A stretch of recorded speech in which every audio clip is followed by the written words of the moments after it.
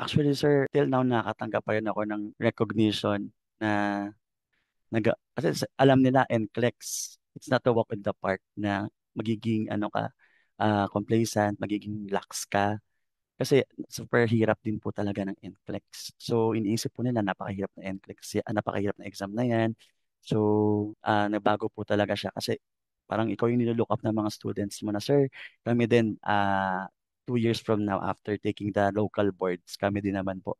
Susubok din po kami taking the NCLEX. Yan, super sarap po sa feeling na, kasi dinededicate ko po ito aside from my family, sa mga students ko po na naniniwala din po sa akin.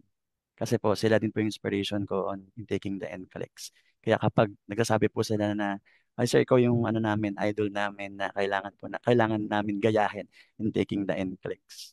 Kaya sir, nagtitake din po kami ng NCLEX, promise. Ganun. So ang sarap din po sa feeling. Kaya parang may mga na-inspire po tayo na mga young nurses as early as now. Kaya yun po, super laking blessing din po na ginawa kong instrument ni God na para ma-inspire po yung iba.